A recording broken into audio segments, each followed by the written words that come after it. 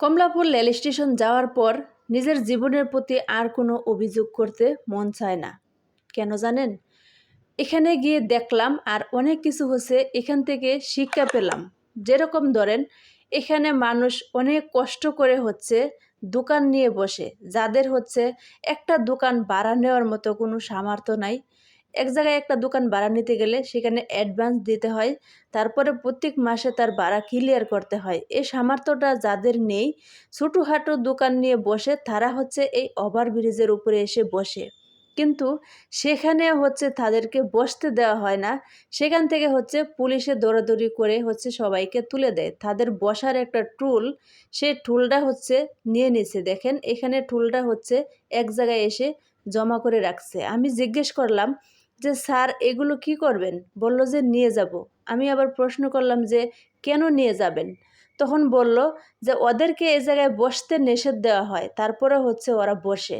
তখন আমি বললাম, স্যার, একটা মানুষ যদি দোকান ভাড়া দেওয়ার মতো টাকা থাকতো, তাহলে কিন্তু এই ফুটপাতে কোনো দোকান দিয়ে তারা বসতো না। কিন্তু নাই বিদায় কিন্তু তারা এখানে বসে। তখন আমাকে বলল যে এখানে বসার কোনো নিয়ম নেই।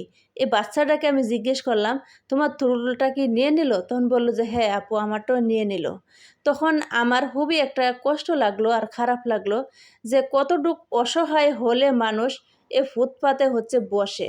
এ আম নিয়ে, অনেক ধরনের নিয়ে বসে।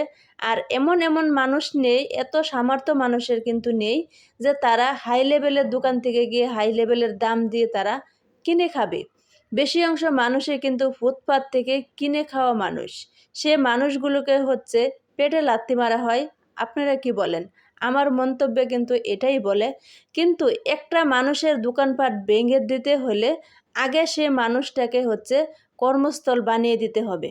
যে কোনো একটা বাজার বা একটা জায়গা, এই ফুটপাত দোকানগুলির জন্য একটা জায়গা যদি সরকার করে দেয় যে এই জায়গাতে শুধু ফুটপাত হবে আর কোনো রাস্তাঘাটে হবে না, সেটাও কিন্তু একটা নিয়ম মানা যায়। কারণ তাদেরকে একটা জায়গা দেওয়া হচ্ছে বসার জন্য, কিন্তু সেই জায়গাটাও কিন্তু তাদেরকে দিচ্ছে না। কিন্তু তাদের বসার টুল ফ্রি যা কিছু আছে সব কিছু নিয়ে নিচ্ছে। তারা একদম এখানে বসে 10 মিনিট, তারপরে আবার টুল চেয়ার টেবিল সব কিছু নিয়ে আবার উঠে যায়। সেখান থেকে তারা, পুলিশ যখন আবার চলে যায়, তারা কিন্তু আবার বসে। তো সেই দৃশ্যগুলো দেখে নিজের জীবনের প্রতি আর কোনো অভিযোগ করতে মন চায় না। কারণ একটা মানুষ কত কষ্ট করে দোকান চালায়, বেচাকিনি করে, সেখান থেকে তারা সংসার চালায়, তারপরও কিন্তু তাদের মুখে অনেক সুন্দর হাসি। দিন শেষে কিন্তু তারা বলে আলহামদুলিল্লাহ। সেজন্য নিজের জীবনের প্রতি আর কোনো অভিযোগ নেই। আল্লাহ যেভাবে রাখছে, ভালো রাখছে, সুখে রাখছে। তো চিন্তা করি, মানুষ কত রঙের মানুষ পৃথিবীতে আছে, কিন্তু আমরা দেখতে পাই না।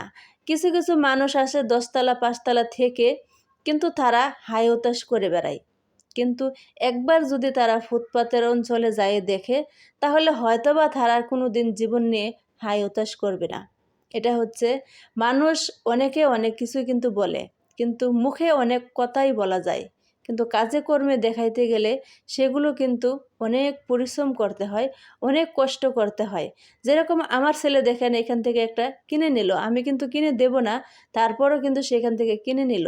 একটা মানুষ একটা জায়গায় যখন যায়, তার একটা কিছু পছন্দ হয়, এই মানুষগুলো কোথায় যায় বসবে আর কোথায় তারা বেচাকিনি করবে সেটা একটু বলেন। বেচাকিনির মতন একটা জায়গা যদি তাদেরকে দেয়, তাহলে আমি মনে করব যে অনেক সুন্দর একটা কাজ করেছে সরকার। ফুটপাত দোকান তুলে দিয়ে দেশটাকে সুন্দর করবে, ঠিক আছে, কিন্তু তাদের একটা জায়গা দেওয়া উচিত।